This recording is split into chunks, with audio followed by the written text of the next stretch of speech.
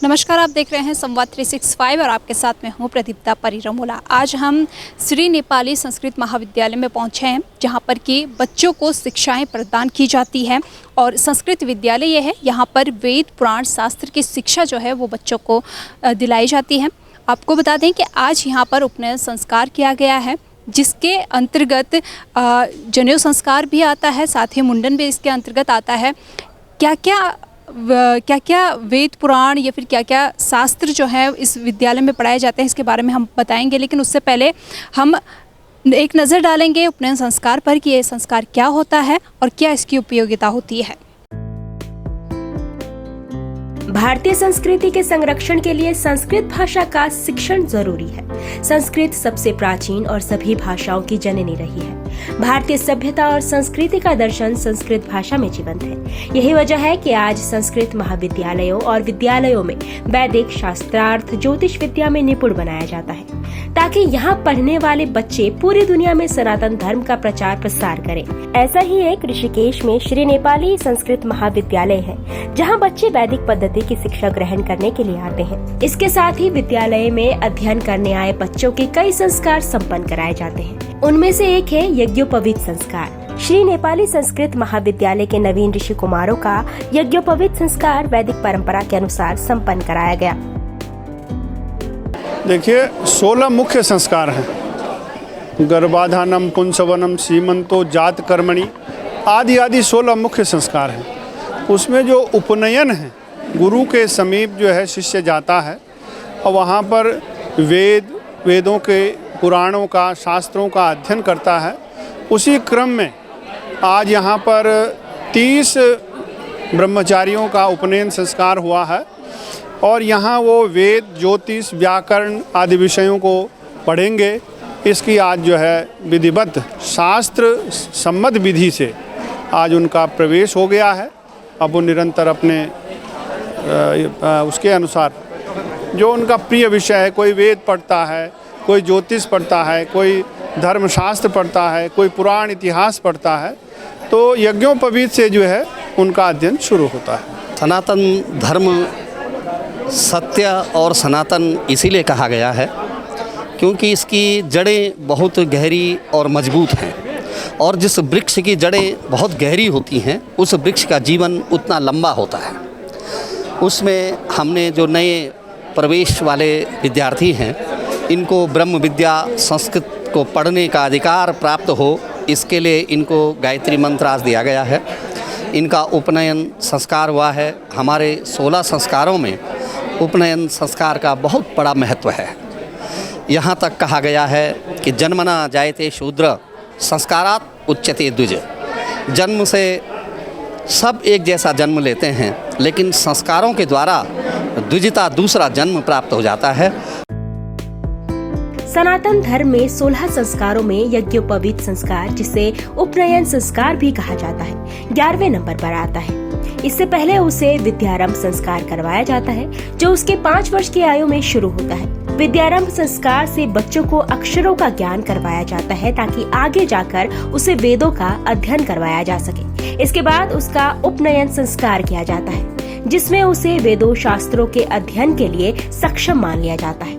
उपनयन संस्कार के बाद ही ब्रह्मचारी गुरुकुल में रहकर नीति, दर्शन, व्याकरण, इतिहास आदि का अध्ययन करना प्रारंभ करता है। आज हमारे विद्यालय में जो उपनयन संस्कार हुआ है, ये प्रतिवर्ष होता है और ये जो संस्कार है, ये 16 संस्कारों में से विद्यार्थी जीवन में सबसे महत्वपूर्ण संस्कारों में से एक माना जाता है। जब तक संस्कृत विद्यालय में उपनयन संस्कार नहीं हो जाता है, तब तक विद्यार्थी जो है वेद अध्ययन का अधिकारी नहीं रहता है।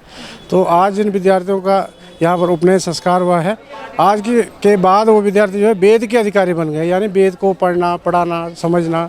आज तक जो है हम उनको वेद नहीं पढ़ाते थे, आज के बाद उनकी वेद की शिक्षा हमारे यहाँ आरंभ हो जाएगी। हाँ जी, यज्ञोपवीत संस्कार जैसा कि आप सबको पता ही है कि ये क्या है, हिंदू संस्कृति की एक परंपरा है जो कि हमारे लिए बहुत ज़रूरी है। एक तो सनातन धर्म के लिए, और दूसरा ये है कि बच्चों को संस्कार, हमारे जो 16 संस्कार है और 16 संस्कार बच्चों के लिए बहुत ज़रूरी है। उन्हें इन चीज़ों का ज्ञान होना चाहिए, और जिसके तहत क्या होता है कि बच्चों को अभी से यज्ञोपवीत संस्कार, फिर बच्चों को उसकी महत्व पता लगता है, फिर वो वेद पाठी के योग्य बन जाते हैं, जिस कारण कि यज्ञोपवीत संस्कार संस्कार हम हर वर्ष जितने भी बच्चे हमारे नए एडमिशन होते हैं हम उनके लिए यज्ञोपवीत संस्कार रखते हैं और जिससे कि बच्चों का यज्ञोपवीत होता तो वो वेद पाठी के योग्य बन जाते हैं। आज हमारे स्कूल में यज्ञोपवीत संस्कार हुआ है जो कि 16 संस्कारों में से तीसरा या चौथा संस्कार माना जाता है।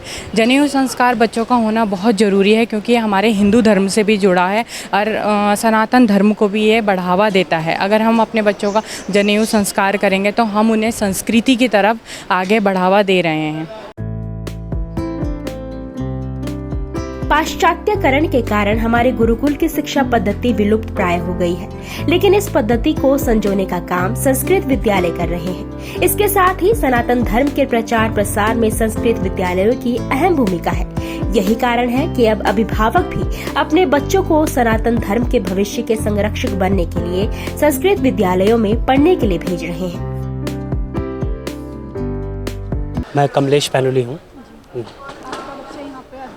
हाँ, मेरे बच्चा अभी एक तो यहाँ से अभी पास आउट होके निकला है, वो मेरा भांजा था।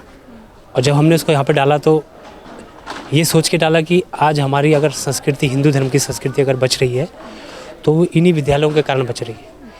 इन विद्यालय और इन विद्यालय में पढ़ाने वाले जो गुरुजी हैं वही आज हमारी हिंदू धर्म और हमारी सनातन धर्म की संस्कृति को बचाने का काम कर रहे हैं।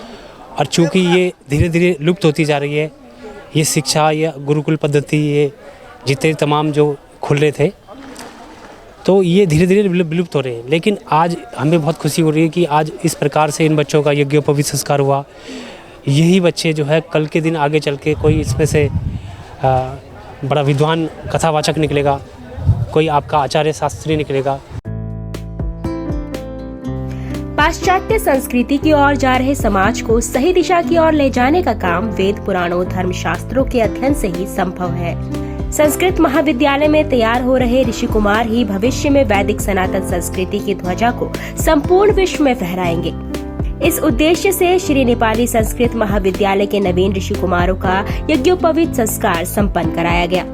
इस दौरान विद्यालय ट्रस्ट के अध्यक्ष सुदर्शन कुमार कपूर ने आए हुए सभी अतिथियों और अभिभावकों का धन्यवाद किया। आचार्य सुभाष चंद्र डोभाल के संचालन में चल रहे कार्यक्रम में विपिन बहुगुणा, आचार्य शांति प्रसाद डंगवाल, विजेंद्र मौर्य, मनोज कुमार द्विवेदी, कामेश्वर लसियाल, हर्षपति धस्माना, मनोज पैन्यूली, पूनम खरोला, प्रियंका सेमवाल, लक्ष्मी प्रसाद चौलगाई, सुभाष नौटियाल, बालीराम सहित सभी ऋषि कुमारों के अभिभावक और छात्र उपस्थित रहे।